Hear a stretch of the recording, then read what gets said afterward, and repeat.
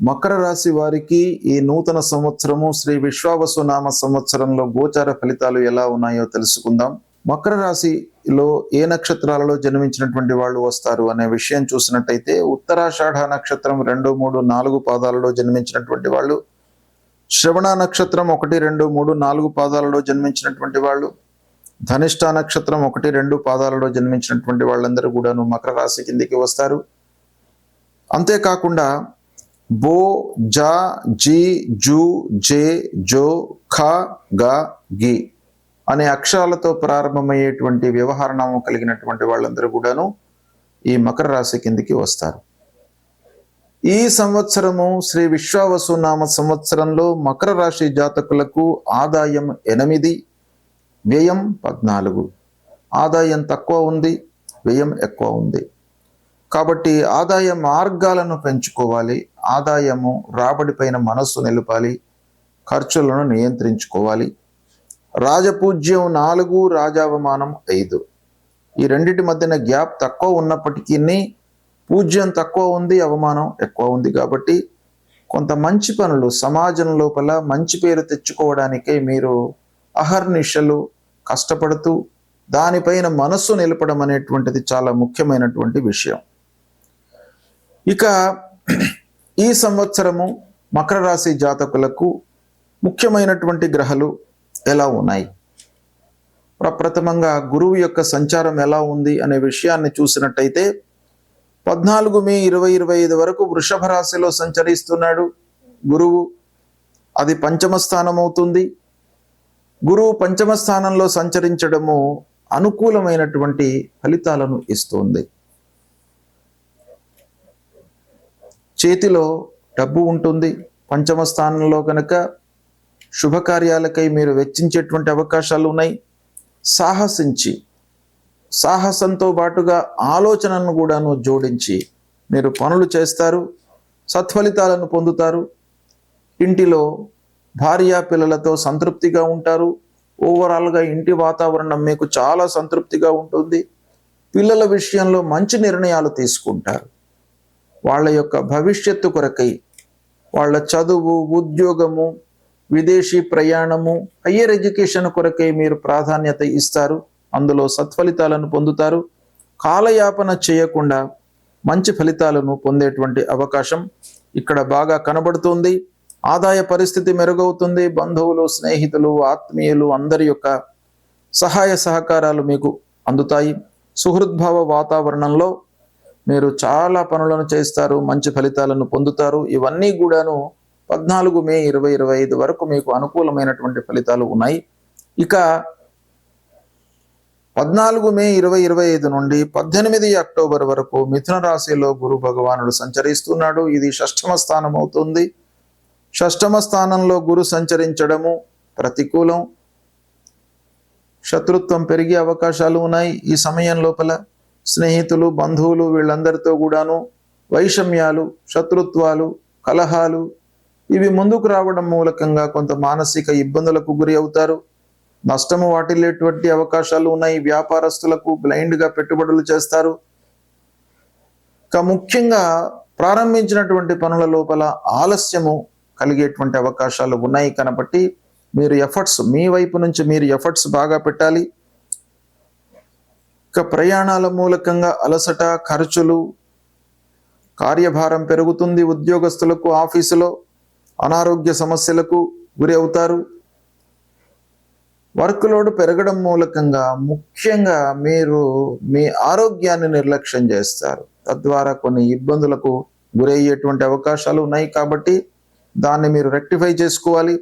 స్నేహితుల మూలకంగా కలహాలు, ప్రారంభించినటువంటి పనుల లోపల ఏదో రకంగా ఆటంకాలు ఎదురు కావడము, మనం అనుకున్నటువంటి సమయంలో పనులు పూర్తి కాకపోవడము, తద్వారా ఆర్థిక భారం పెరిగిపోవడము, ఇలాంటి సమస్యలన్నీ కూడాను 18 అక్టోబర్ వరకు 14 మే నుండి కనబడుతున్నాయి.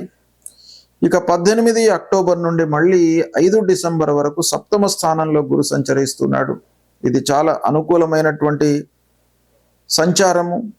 తద్వారా శుభకార్యాలు చేపట్టేటువంటి అవకాశాలు ఉన్నాయి. ఎప్పటి నుండో మీరు ప్రయత్నాలు చేస్తున్నటువంటి విషయాలు ఒక కొలిక్కి వస్తాయి. మీకు సత్ఫలితాలు పొందేటువంటి అవకాశాలు ఉన్నాయి. పిల్లల చదువు, వివాహాది శుభకార్య ప్రయత్నాల లోపల మీరు 100% అనుకూలమైనటువంటి ఫలితాలను ఈ సమయంలో పొందుతారు. ఇక పెళ్లి అయ్యి చాలా రోజుల నుంచి ఎదురు చూస్తున్నటువంటి వారికి సంతాన ప్రాప్తి కూడాను ఈ సమయంలో కనబడుతుంది. భార్యా పిల్లలతో సౌఖ్యంగా ఉంటారు. చేసేటువంటి వృత్తి మీకు బాగా కలిసి వస్తుంది. కాంపిటీటర్స్తో మీరు ఆ స్పర్ధ లోపల, ఆ కాంపిటీషన్ లోపల మీరు అధిగమించేటువంటి అవకాశం బాగా కనబడుతుంది. స్వయం వృత్తిలో ఉన్నటువంటి వారికి ఈ సమయము బాగా కలిసి వస్తుంది. వ్యాపారము, పార్ట్నర్షిప్లో చేస్తున్నటువంటి వాళ్ళకు కూడాను బాగా కలిసి వస్తుంది. పార్ట్నర్స్ మధ్యన సయోధ్య ఏర్పడుతుంది. స్నేహపూర్వకంగా ఉంటారు. కలిసి నిర్ణయాలు తీసుకుంటారు. తద్వారా మీకు ఆర్థికపరమైనటువంటి లాభము చేకూరేటువంటి అవకాశం బాగా కనబడుతుంది. ఇవన్నీ కూడాను 5 డిసెంబర్ వరకు అనుకూలమైనటువంటి ఫలితాలు ఉన్నాయి. ఇక 5 డిసెంబర్ నుండి 1 జూన్ వరకు మళ్ళీ వక్రరీత్యా మిథున రాశిలో సంచరిస్తున్నాడు. ఈ సంచారము షష్టమ స్థానం అవుతుంది. షష్టమ స్థానంలో సంచరించడం మూలకంగా గిట్టని వారితో కొంత ఇబ్బందులు ఉన్నాయి. శత్రుత్వం పెరుగుతోంది. అధిక ప్రయాణాలు, కార్యభారం పెరుగుతోంది. అనారోగ్య సమస్యలు, స్నేహితులతో కలహాలు, ఆత్మీయులతో ఇబ్బందులు, ఇలాంటివన్నీ కూడాను 1 జూన్ 2026 వరకు 5 డిసెంబర్ నుంచి కనబడుతున్నాయి. ఈ విధంగా గురువు యొక్క అనుకూలత ప్రారంభంలో మే వరకు బాగా ఉంది. దాని తర్వాత అక్టోబర్ టు డిసెంబర్ బాగా ఉంది. మిగతా రోజులలో షష్టమ స్థానంలో సంచరిస్తున్నాడు గురు భగవానుడు. కాబట్టి ఆ గురు భగవానుడి యొక్క అనుకూలత కొరకై మీరు కొన్ని ప్రయత్నాలు మీ వైపు నుంచి మీరు చేయాలి. ఇక మకర రాశి వారికి ముఖ్యంగా శనీశ్వరుడు 3వ స్థానంలోకి ప్రవేశించాడు. అంటే ఏలినాటి శని పూర్తి అయినాడు. 29 మార్చితో పూర్తి అయ్యింది. 7.5 సంవత్సరాల శని ప్రభావము పోయింది. ఇప్పుడు 3వ స్థానంలోకి మీకు శని భగవానుడు ప్రవేశించినాడు. కాబట్టి ఈ 2.5 సంవత్సరాల వరకు శని 3వ స్థానంలో ఉంటాడు గనక ఈ విశ్వావసు నామ సంవత్సరంలో శని మీకు అన్ని విధాలుగా అనుకూలంగా ఉన్నాడు. ముఖ్యంగా మకర రాశి వారికి రాశ్యాధిపతి 3వ స్థానంలో ఉన్నాడు. గోచార రీత్యా అనుకూలమైనటువంటి స్థానం కనుక ఉద్యోగ ప్రయత్నాలు చేస్తున్నటువంటి వారికి ఉద్యోగం కలిసి వస్తుంది. కొత్త ఉద్యోగంలో చేరుతారు. సమాజంలో మంచి పేరును సంపాదించేటువంటి అవకాశాలు ఉన్నాయి. కీర్తి ప్రతిష్టలు, పలుకుబడి పెరుగుతుంది. పలుకుబడితో చాలా పనులు నెరవేరేటువంటి అవకాశాలు ఉన్నాయి. ఆఫీసులో కూడాను తోటి వారితో, హైయప్స్తో మీరు అనుకూలంగా ఉంటారు. మీ పనితనానికి ముఖ్యంగా గుర్తింపు లభిస్తుంది.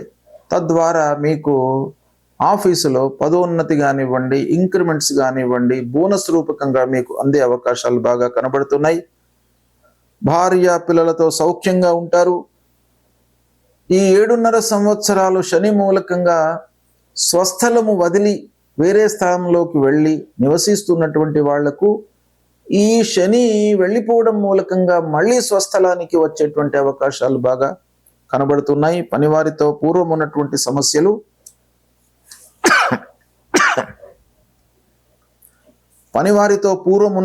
సమస్యలన్నీ కూడాను పరిష్కరింపబడతాయి. ఈ విధంగా మీకు అనుకూలమైనటువంటి ఫలితాలు ఉన్నాయి. కార్య విజయం కనబడుతుంది. ఉద్యోగంలో మీరు సంతృప్తిగా ఉంటారు. వృత్తి వ్యాపారాలు మీకు అనుకూలంగా ఉంటాయి. బాగా ఆలోచించి మీరు పెట్టుబడులు చేస్తారు. తద్వారా మీకు ప్రతిఫలం కూడాను సంతోషకరంగా, లాభదాయకంగా ఉంటుంది. ఈ విధంగా శని భగవానుడి యొక్క అనుకూలత మకర రాశి వారికి ఈ విశ్వావసు నామ సంవత్సరంలో సంపూర్ణంగా ఉంది. దాన్ని మీరు వినియోగించుకున్నట్టయితే ఆర్థికంగా మీరు బలపడడానికి అవకాశాలు ఉన్నాయి. ఇక రాహు కేతువుల విషయానికి వచ్చినట్టయితే 18 మే వరకు రాహు అనుకూలంగా ఉన్నాడు, కేతువు ప్రతికూలంగా ఉన్నాడు. అనుకూలమైనటువంటి రాహు యొక్క సంచారం మూలకంగా మీకు శుభ ఫలితాలు ఉన్నాయి. ఇంటిలో భార్యా పిల్లలతో సౌఖ్యంగా ఉంటారు, సంతృప్తిగా ఉంటారు. ప్రయాణాలు కలిసి వస్తాయి. అన్నదమ్ములు, స్నేహితులతో కూడాను కొంత సయోధ్య ఏర్పడేటువంటి అవకాశాలు ఉన్నాయి. ఇక కేతువు మూలకంగా 18 మే వరకు కొన్ని వివాదాలలో చిక్కుకునేటువంటి అవకాశాలు కనబడుతున్నాయి.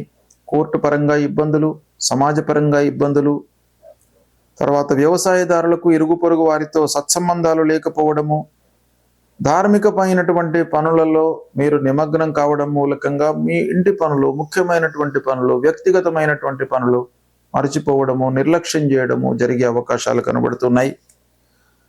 ఇక 18 మే నుండి 5 డిసెంబర్ 2026 వరకు 2వ స్థానంలో రాహువు, అష్టమ స్థానంలో కేతువు, ఈ 2 గ్రహాలు కూడాను ప్రతికూలంగా ఉన్నాయి.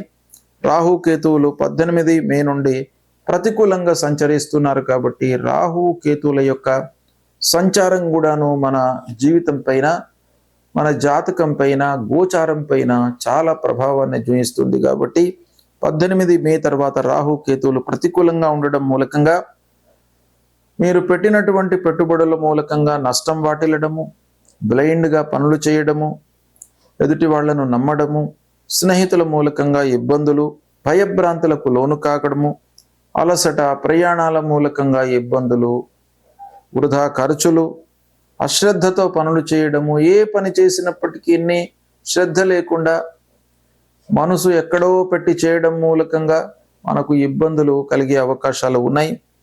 అదేవిధంగా ఈ సమయంలో అష్టమ స్థానంలో కేతు సంచరిస్తున్నాడు.